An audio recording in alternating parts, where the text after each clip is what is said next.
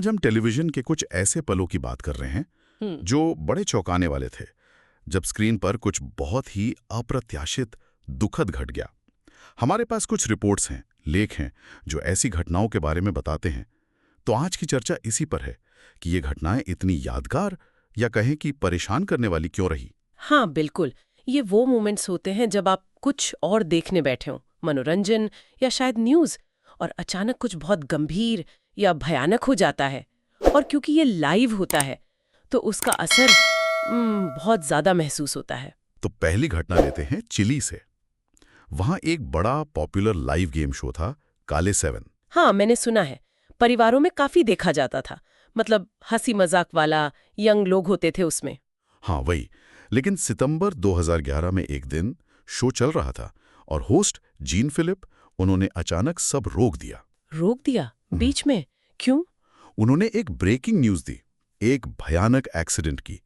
और दुख की बात यह थी कि वो उन्हीं के नेटवर्क टीवीएन की एक टीम थी। ओहो। उसमें फिलिप कैमेरोगा, रॉबर्टो ब्रूस जैसे बड़े नाम भी शामिल थे। वो एक मिलिट्री प्लेन में थे।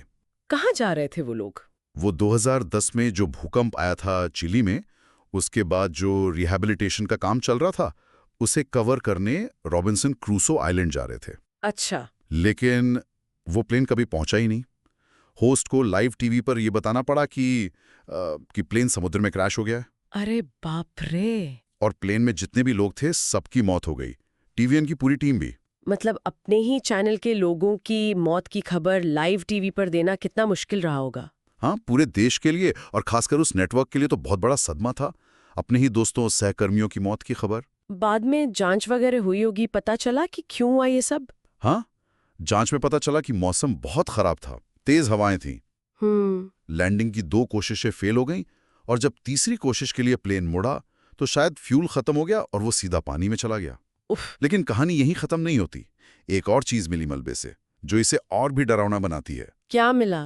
नेटवर्क की एक कैमरामैन थी, रोमिना इराजाबल। उनका कैमरा मिला। कैमरा? चालू हालत में?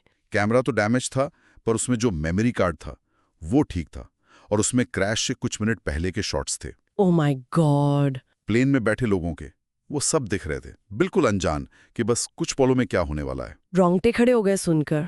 और एक और अजीब बात, उस एसडी कार्ड पर 6 धुंधली तस्वीरें मिली। धुंधली तस्वीरें? हाँ, और उनका टाइम स्टैम्प वो प्लेन के पानी से टकराने के बाद का था। कहा जाता है कि ये एसडी कार्ड एक खाली पानी की बोतल के अंदर मिला था। बोतल के अंदर? इसका क्या मतलब हुआ? अंदाजा ये लगाया गया कि शायद रोमिना क्रैश के बाद भी जिंदा थी, होश में थी। और उन्होंने तस्वीरों को बचाने के लिए शायद कार्ड निकालकर बोतल में डालकर बंद कर दिया होगा। हे भगवान, इसका मतलब तो ये हुआ कि वो टूटे हुए प्लेन में फंसी हुई थीं और धीरे धीरे धीरे धीरे समुद्र में डूब गईं। ये सोचना भी भयानक है। उफ, ये तो वाकई बहुत दुखद था। अब चिली से चलते हैं अमेरिका, लॉस एंजलिस, 1998। हाँ, डैनियल वी जोन्स वाली घटना। बिल्कुल। शाम का वक्त था, टीवी पर प्रोग्राम चल रहे थे, यहाँ तक कि बच्चों के कार्टून भी। और अचानक सब रुक दिया गया, एक लाइव पुलिस चेज या गतिरोध दिखाने के लिए। हाँ, 40 साल के डैनियल वी जोन्स अपनी गाड़ी से निकले और एक बैनर दिखाया। क्या लिखा था उस पे? लिखा था, HMOs पैसे के लिए हैं। HMOs मतलब हेल्थ मेंटेनेंस ऑर्गेनाइजेशंस, जो हेल्थ इंश्योरेंस देती है अमेरिका में। अच्छा। आगे लिखा था, स्वतंत्र जियो, सुरक्षित रहो या मरो। तो वो हेल्थ सिस्टम से नाराज थे। हाँ, पता चला कि डैनियल को कैंसर था और हाल ही में उन्हें HIV पॉजिटिव भी पाया गया था। और वो इसके लिए HMOs को दोषी मान रहे थे कि ये कंपनियां मुनाफे को लोगों की जान से ज्यादा जरूरी समझती हैं। उन्होंने 911 पे कॉल करके भी अपनी मंशा बता दी थी। और फिर क्या हुआ? लाइव टीवी पे फिर कैमरों के सामने उन्होंने अपनी गाड़ी में आग लगा दी। क्या? और गाड़ी में हाँ। उनका कुत्ता भी था गाड़ी में। नहीं। वो जलती गाड़ी से बाहर निकले और कैमरे चलते रहे, लाइव टेलीकास्ट होता रहा। और फिर उन्होंने एक शॉटगन निकाली और खुद को गोली मार ली। लाइव टीवी पे सबके सामने? हाँ, हजारों लोगों ने देखा, बच्चों ने भी देखा होगा जो उस वक्त टीवी देख रहे थे। ये तो मतलब इसकी इजाजत कैसे दी गई? क्या ऐसे मोमेंट्स को दिखाना सही है? इस पर बहुत बहस हुई, एथिक्स को लेकर सवाल उठे।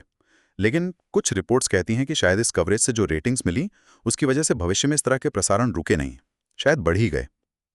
चलिए अब एक और घटना देखते हैं। ये प्रोफेशनल रेसलिंग की दुनिया से है। WWE। Chris Benoit. हाँ, जून 2007 WWE का रॉ प्रोग्राम आने वाला था, लेकिन स्टार रेसलर क्रिस बेनोइट गायब थे। गायब मतलब? उन्होंने अपने साथियों को मैसेज भेजे थे कि उनकी पत्नी नैन्सी और बेटा डैनियल बीमार हैं, वो नहीं आ पाएंगे। लेकिन 25 जून को शो से ठीक पहले खबर आई। क्या खबर? खबर आई कि क्रिस बेनोइट, नैन्सी और उनका बेटा डैनियल तीनों अपने घर में मृत पाए गए हैं। तीनों मृत? कैसे? उस वक्त पूरी डिटेल नहीं थी, तो WWE ने क्या किया, उस रात के सारे मैच कैंसिल कर दिए और पूरा शो क्रिस बेनोइट को श्रद्धांजलि देने के लिए डेडिकेट कर दिया। अच्छा, एक ट्रिब्यूट शो? हाँ, लाइव शो। उसमें stone cold Steve Austin, John Cena, सब बड़े रेसलर्स आए। सबने क्रिस को याद किया। क्या कहा उन्होंने? यही कि वो एक महान इंसान थे, बहुत मेहनती थे, अपने परिवार से बहुत प्यार करते थे, एक आइडियल फैमिली मैन टाइप। लेकिन जैसे जैसे शो आगे बढ़ा, कुछ अजीब लगने लगा। खासकर एक रेसलर थे विलियम रीगल। हाँ, जानता हूं उन्हें। उनकी जो श्रद्धांजलि थी वो थोड़ी दबी हुई सी लगी, हिचकिचाहट भरी। ऐसा क्यों? बाद में पता चला कि उनके इंटरव्यू से जस्ट पहले एक और रेसलर जॉन लीफील्ड ने उनसे पूछा था, तुम्हें लगता है इसमें उसका, क्रिस का हाथ हो सकता है? ओह, मतलब शक हो गया था। हाँ, इस सवाल ने रीगल को एकदम हिला दिया था। और फिर कुछ ही घंटों में वो भयानक सच्चाई सामने आ गई। क्या सच्चाई? क्रिस बेनोइट ने ही पहले अपनी पत्नी और बेटे की हत्या की थी। क्या? हाँ, उन्हें ड्रग्स देकर गला घोटा था और फिर खुद सुसाइड कर लिया था। हे भगवान, ये कैसे हो सकता है? वो तो हाँ, शवों के पास बाइबल रखी हुई मिली थी। इसका कारण क्यों किया उन्होंने ऐसा? वजह पूरी तरह साफ तो नहीं है, लेकिन जो सबसे बड़ा कारण माना जाता है वो है उनके रेसलिंग करियर की वजह से सिर पर लगी चोटें। CTE, chronic traumatic encephalopathy. हाँ, वही। उनकी मौत के बाद जब उनके ब्रेन की जांच हुई तो पता चला कि वो बुरी तरह डैमेज हो चुका था। कितना डैमेज? रिपोर्ट में कहा गया कि उनका दिमाग एक 85 साल के अल्जाइमर के मरीज जैसा था। बाप रे, सिर्फ 40 साल की उम्र में? हाँ, तो वो जो श्रद्धांजलि शो था जिसमें उन्हें एक बेहतरीन पति और पिता बताया जा रहा था, वो इस सच्चाई के बाद एकदम भयानक लगने लगा। कितना विचलित करने वाला था वो। तो ये जो तीनों घटनाएं हमने देखी, ये दिखाती हैं कि कैसे लाइव टीवी, कैसे वो मनोरंजन का पर्दा एकदम से हट सकता है और हमें जिंदगी की बहुत ही अंधेरी, मुश्किल सच्चाइयों का सामना करना पड़ जाता है। हाँ, और ये सोचने पर मजबूर करता है कि जब कैमरा सब कुछ अनफिल्टर दिखाते हैं बिना किसी तैयारी के, तो त्रासदी को हम कैसे देखते हैं, जिम्मेदारी को कैसे समझते हैं? क्या मीडिया को सब कुछ जस का तस दिखा देना चाहिए? बिल्कुल, ये सिर्फ मीडिया की ताकत नहीं दिखाता, बल्कि ये भी सवाल उठाता है कि हम